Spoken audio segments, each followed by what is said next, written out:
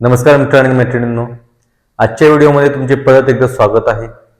तर मित्र आणि मैत्रिणींनो, पवित्र पोर्टल भरताना तुम्ही जर असं म्हणत असाल, मी तर ओबीसी कॅन्डिडेटचा आहे, मला एज रिलॅक्सेशन आहे, मी तर SC और ST कॅटेगरीची आहे, एज प्रॉब्लेम नाही, तर आजचा हा व्हिडिओ तुमच्यासाठी वॉर्निंग आहे.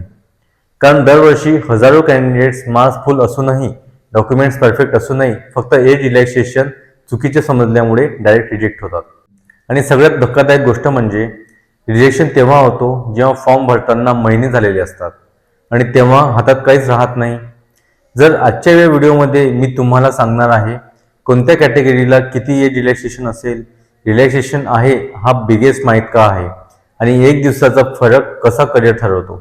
तर मित्रांनी मैत्रिणींनो, हा व्हिडिओ शेवटपर्यंत नक्की बघा, कारण पवित्र पोर्टलमधला तुमचा चान्स तुमच्या चुकीमुळे निघून जाऊ शकतो. हा व्हिडिओ जर तुम्हाला इन्फॉर्मेटिव्ह वाटला असेल तर व्हिडिओला लाईक करा, कमेंट करा आणि चॅनलला सबस्क्राईब करायला विसरू नका. चला तर मग आजच्या व्हिडिओला सुरुवात करूया. आता हे एज रिलॅक्सेशन म्हणजे नेमकं काय? सगळ्यात आधी एक बेसिक गोष्ट क्लिअर करूया. एज रिलॅक्सेशन म्हणजे वय वाढून घेणं नाही. एज रिलॅक्सेशन म्हणजे शासनाने ठरवलेल्या मॅक्झिमम एज लिमिटमध्ये काही वर्षांची सूट देणे. पण म्हणजे काय? समजा ओपन कॅटेगरीसाठी मॅक्झिमम एज लिमिट 38 वर्ष आहे. आता जर तुम्ही ओपन कॅटेगरीमधले असाल तर 38 वर्ष प्लस 1 दिवस जरी झाला तरी तुम्ही नॉट एलिजिबल ठरता. पण जर तुम्ही ओबीसी, SC ST किंवा दिव्यांग कॅटेगरीमधले असाल तर शासन म्हणतं ठीक आहे, तुम्हाला काही एक्स्ट्रा इयरची सूट देतो. यालाच आपण एज रिलॅक्सेशन म्हणतो. आता यामध्ये कट ऑफ डेट कशी काम करते? आता इथेच सगळ्यात मोठा कन्फ्युजन होतो.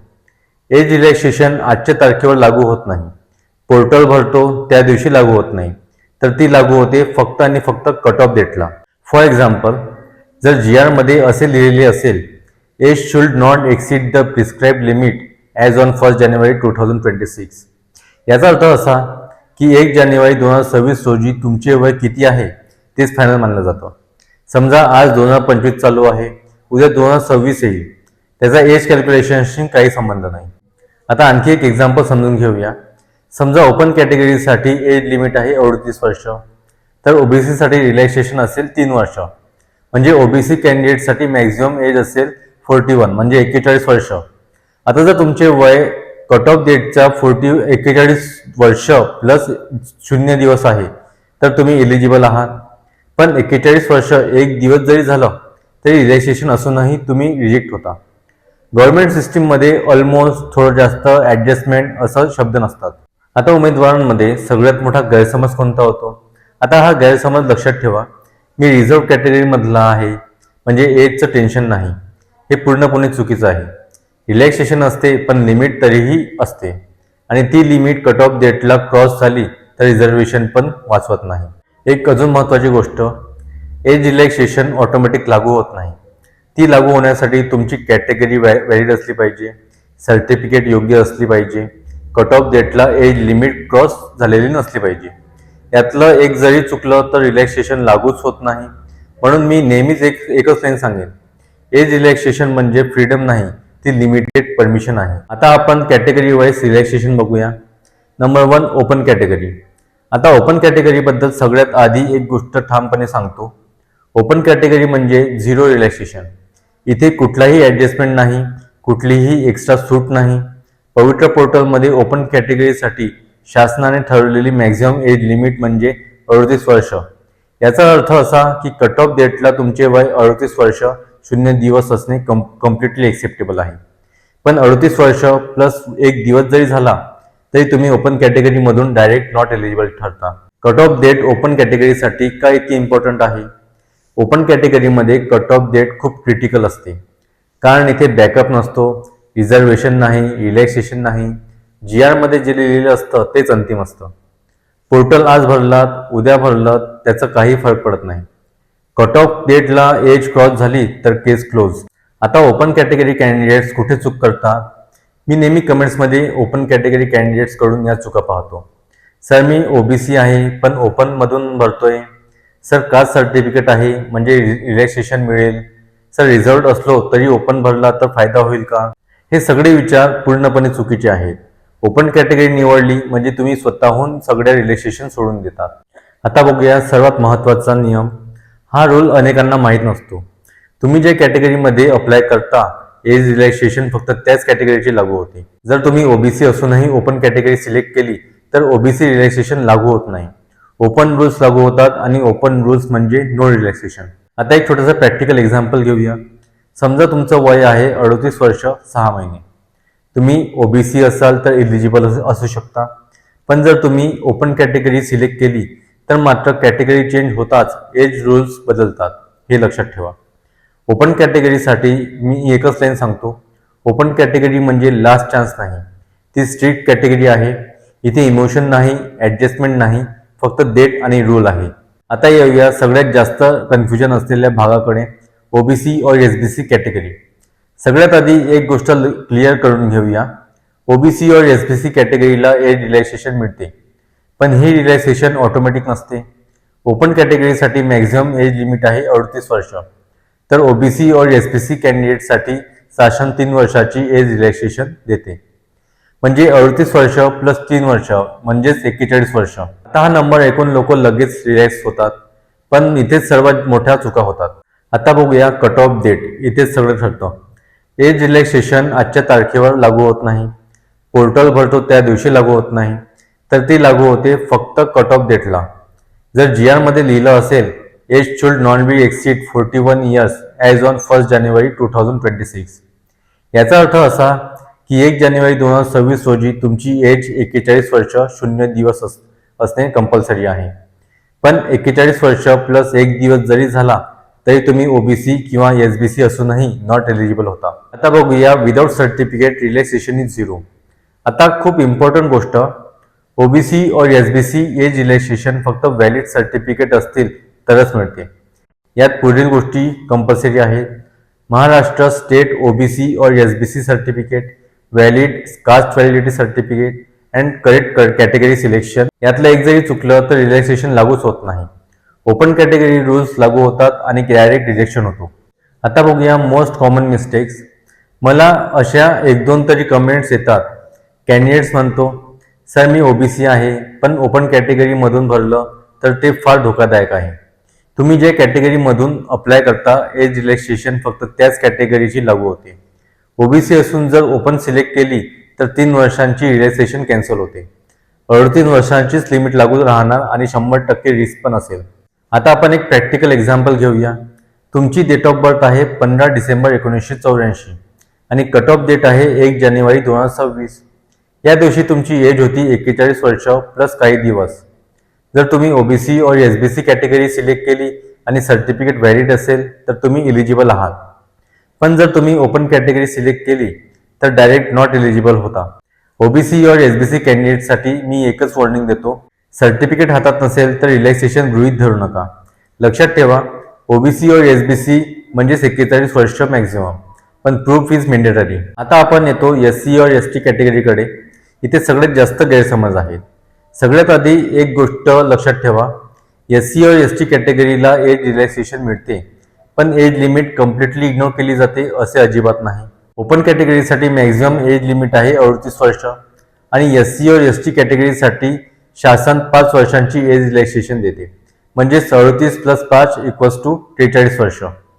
हा आकडा ऐकून खूप लोकांना वाटतं, सर मग एज प्रॉब्लेम नाही, पण ते पूर्णपणे चुकीचं आहे. Cut off date. एससी और एसटी कॅन्डिडेटसाठीही एज कॅल्क्युलेशन फक्त कट ऑफ डेटवरच होते. जर जी मध्ये लिहिलं असेल age should not be exceed 43 years as on 1 January 2026, याचा अर्थ असा की 1 जानेवारी 2026 रोजी तुमची एज 43 वर्ष 0 दिवस असणे एक्सेप्टेबल आहे. पण 43 वर्ष प्लस 1 दिवस जरी असला तरी तुम्ही एससी और एसटी असूनही नॉट एलिजिबल होता. आता खूप महत्त्वाचा मुद्दा, एससी और एसटी एज रिलॅक्सेशन फक्त व्हॅलिड सर्टिफिकेट असेल तरच मिळते. यासाठी आवश्यक आहे महाराष्ट्र स्टेट एससी और एसटी सर्टिफिकेट, जिथे लागू असेल तिथे कास्ट व्हॅलिडिटी, पोर्टलमध्ये करेक्ट कॅटेगरी सिलेक्शन. यातलं एक जरी चुकलं तर रिलॅक्सेशन लागू होत नाही. ओपन कॅटेगरी रूल्स लागू होतात आणि रिजेक्शन निश्चित. आता आपण सगळ्यात मोठा गैरसमज आजच क्लिअर करूया. आता सगळ्यात मोठा गैरसमज आहे का, एससी और एसटी आहे म्हणजे एज लिमिट नाही, हे पूर्णपणे चुकीचं आहे. रिलॅक्सेशन आहे पण फायनल लिमिट तरीही असते. आणि ती लिमिट कट ऑफ डेटला क्रॉस झाली तर रिझर्वेशन पण वाचवत नाही. एक एक्झाम्पल घेऊया. समजा तुमची डेट ऑफ बर्थ आहे 31 डिसेंबर 1982 आणि कट ऑफ डेट आहे 1 जानेवारी 2026. या दिवशी तुमचं वय होते 43 वर्ष प्लस 1 दिवस. तर रिझल्ट काय? SC और ST असूनही डायरेक्ट नॉट एलिजिबल होता. आता बघूया कॉमन मिस्टेक्स. SC और ST कॅन्डिडेट कडून मी ही चूक खूप पाहतो.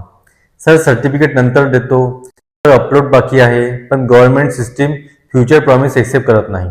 सर्टिफिकेट आता व्हॅलिड नसेल तर रिलॅक्सेशन आज लागू होत नाही. एक लाईन कायम लक्षात ठेवा, SC ST कॅटेगरी म्हणजे अनलिमिटेड एज नाही, ती लिमिटेड रिलॅक्सेशन आहे. मित्रांनो, आता आपण येतो दिव्यांग कॅटेगरीकडे. हा भाग सगळ्यात जास्त कन्फ्युजिंग आहे आणि इथेच सगळ्यात जास्त कॅन्डिडेट्स रिजेक्ट होतात. सगळ्यात आधी एक गोष्ट क्लिअर करून घेऊया. दिव्यांग म्हणजे अनलिमिटेड एज रिलॅक्सेशन नाही. दिव्यांग कॅन्डिडेट्सला रिलॅक्सेशन मिळते, पण ती GR, पर्सेंटेज आणि कॅटेगरीवर डिपेंड करते. आता हे दिव्यांग रिलॅक्सेशन कशी ठरते? दिव्यांग कॅन्डिडेटसाठी एज रिलॅक्सेशन ठरताना 3 गोष्टी एकत्र पाहिल्या जातात. तुमची ओरिजिनल कॅटेगरी ओपन आहे, OBC आहे, SC आहे की ST आहे. Number 2 disability percentage. नंबर 3 त्या वर्षाचा गव्हर्नमेंट GR. म्हणजे सगळ्या दिव्यांग कॅन्डिडेट्सला एकसारखे रिलॅक्सेशन नसते. कट ऑफ डेट इथेही रूल सेम. दिव्यांग कॅटेगरी असली तरी ही गोष्ट चेंज होत नाही. एज कॅल्क्युलेशन फक्त कट ऑफ डेटला होते. पोर्टल भरतो त्या दिवशी नाही, आजच्या तारखेला नाही, तर GR मध्ये दिलेल्या कट ऑफ डेटला तुमच्या एज किती आहे तेच फायनल मानले जाते. डिसॅबिलिटी सर्टिफिकेट विदाउट दिस झिरो रिलॅक्सेशन. आता सर्वात क्रिटिकल मुद्दा, व्हॅलिड डिसॅबिलिटी सर्टिफिकेट नसेल तर दिव्यांग रिलॅक्सेशन मिळत नाही. सर्टिफिकेट बद्दल लक्षात ठेवा, गव्हर्नमेंट अप्रूव्ड मेडिकल ऑथॉरिटी कडून दिलेलं असावं. डिसॅबिलिटी पर्सेंटेज क्लिअरली मेन्शन असावी. सर्टिफिकेट व्हॅलिड असावा. पोर्टलमध्ये दिव्यांग ऑप्शन करेक्ट सिलेक्ट केलेला असावा. यातलं एक जरी चुकलं तर दिव्यांग रिलॅक्सेशन कॅन्सल होते, ओरिजिनल कॅटेगरी रूल्स लागू आणि डायरेक्ट रिलॅक्सेशन होऊ शकतो. आता आपण एक प्रॅक्टिकल एक्झाम्पल घेऊया. समजा ओपन कॅटेगरीची मॅक्झिमम एज 38 वर्ष आहे आणि तुम्ही OBC प्लस दिव्यांग आहात, तर OBC रिलॅक्सेशन 3 वर्ष प्लस दिव्यांग रिलॅक्सेशन गव्हर्नमेंट GR नुसार एक्स्ट्रा. पण फायनल डिसिजन कधी घेतला जातो? कट ऑफ डेटला आणि सर्टिफिकेट व्हेरीफाय झाल्यावर. पण सर्टिफिकेट व्हॅलिड नसेल तर दिव्यांग असूनही ओपन किंवा OBC रूल्स लावले जातात. बिगेस्ट मिस्टेक दिव्यांग कॅन्डिडेट्स करतात. दिव्यांग कॅन्डिडेट्स कडून या चुका नक्की होऊ शकतात. सर दिव्यांग आहे म्हणजे फुल रिलॅक्सेशन. सर सर्टिफिकेट नंतर दिले तर चालेल का? सर पर्सेंटेज चालेल का? गव्हर्नमेंट सिस्टीम अझम्पशन एक्सेप्ट करत नाही. प्रूफ आज लागतो, उद्या नाही.